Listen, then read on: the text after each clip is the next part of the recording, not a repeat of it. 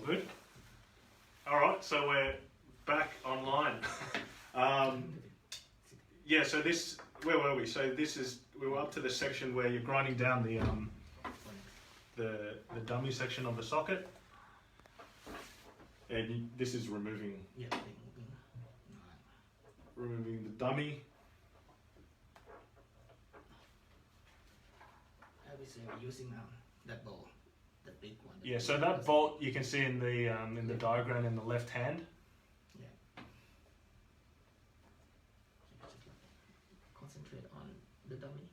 Yep. If you want to focus now on the dummy, you can see that bolt slightly sticking out. Because it's really hard to use a screwdriver to pull it out or any possible to take it out. This is the most easiest way to take it out of the dummy because they're very tight. Yep. Can you check if you can see this now? Like we are reducing the number of. Like I think it's okay. Yeah. All right. So you want to grind down excess carbon, leaving a 3mm tall lip. Any points to mention there? Nah, this is straightforward, easy. Oh, you can see this end. Yeah. I can show you that. Yep. So Oscar's just referring to this that section here when you're grinding down. You cut the tube. Cut the Teflon tube. Oh, that's the section where you're cutting. Yeah, you cut the Teflon tube. Teflon tubing. Yeah, right to that end. So now how to. Okay, moving on to step 9 as per instructions. Remove the model and attachment post. Yeah. Just as usual, take it out. Get the socket from the plaster and remove the illumination post. Yep. Okay. Step 10, insert real housing. Attach the housing by slipping in the cleat, rotating into place, then inserting 2 screws and screwing tight. As you can see in the diagram. Any points to add, Oscar? Nah, this is really straightforward. Yep. Okay, so that next image is installing the base of the dial. Base of the dial and associated parts. Now moving on to step 11, lacing the system. You want to clean out the tubing with compressed air and using the lace feeder which you get in the kit. Wrap the lace through the housing into the tubing and into the socket as per the diagram you see here. If you do want assistance on how to lace the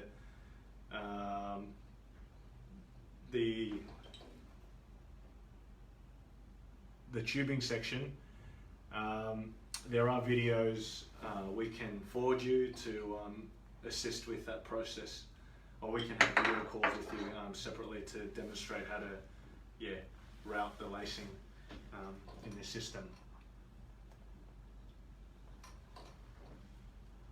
Okay, this diagram just states to make sure the knot and lace end are tucked into the recess of the spool.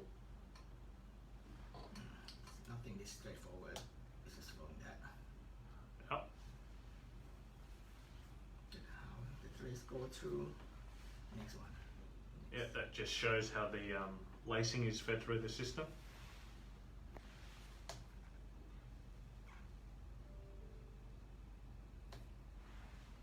Okay, step 13, attach dial to housing. You've got that little tool there on the right to assist with that. Yeah, and that's available in the kit. Now you want to determine lace length.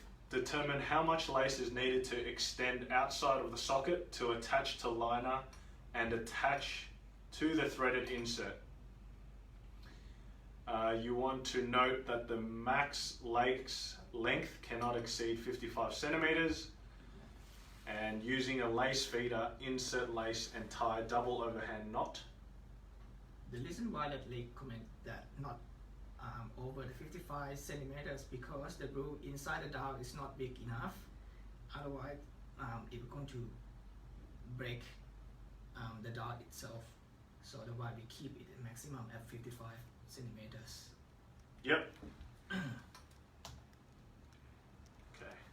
that's the knot tied once you've fed the lacing through the thread section.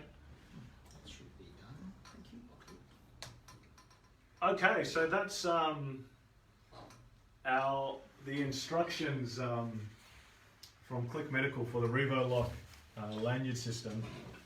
Now we can take any questions you have regarding the steps we ran through.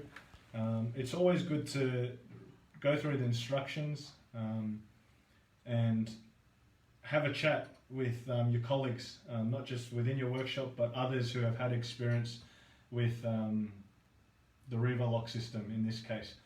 We've got a lot of contacts and clinical and technical partners in our regions, in Australia, New Zealand and Singapore and Malaysia, who have experience with Click Medical products. So yeah, we're happy to forward these contacts of these people who have experience with these products. Yeah, and also recommend for use this wax. Yep. Wax, and what is this? Oh, lubricant? Lubricant, yes. A lot of people are using the Vaseline, petrol, but it's better to get one of strength and refill with those wax, and you can make it really nice and thick, and you can see that. Yep. And, Which section is that? Huh? Which part of the fabrication is that? Most likely, it's the most important that I recommend to do is like the bead silicone there inside. That really important, and also that hose, the housing hose. Yep. That most likely people have a lot of problem resin neither get inside there or there. So make sure that have really a lot of clay and silicone. Yeah, so that's a good tip from Oscar to use this wax. Some people like to use the petroleum jelly or other equivalents. We use this, and we can share more details of this wax we use after this call. Any other tips and tricks, Oscar, before we wrap things up? That I already mentioned the most important thing from this for the Revolock. Just there, the most important, nothing else. Yeah, and if you follow these tips and tricks, yep, then yeah, hopefully you'll have success with this product, and so will your clients. And if you're an end user or an amputee watching this now, please contact your prosthetist or your clinician directly about your options. Now we have a couple of questions, I've been told. I need someone to read them out to me because I don't know what they are. Question. All right, so we have a question. What adhesive do you use to attach the dummy to the socket? We use Fabtech 60-second adhesive. Oh, composite, it's fine. Yeah, which is a 2-part adhesive. Yeah, so contact your local supplier for that. Yep, and Yes. is that it? You got interrupted.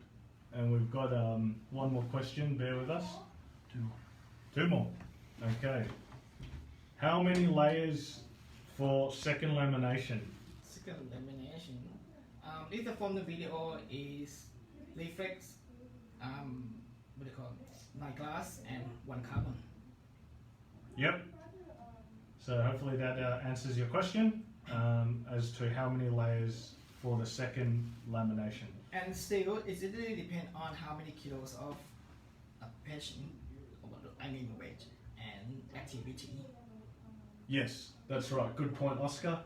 It is dependent on the your activity level of your patient and the weight. That will help determine how many layers you add in the second lamination. Okay, we have another question.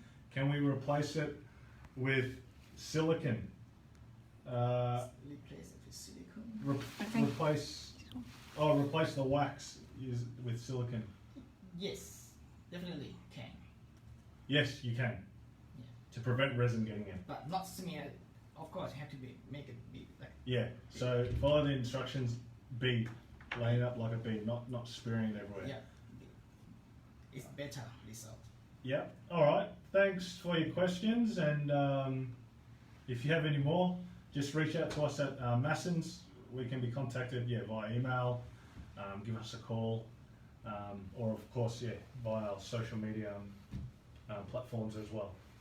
This video is available after this live recording, so feel free to refer back to it if you want to review what's been discussed. Thanks again everyone for joining our Facebook Live session today. Thank you, Simon. Thanks, Oscar, and thanks Narumi for filming, and others who have helped set this up.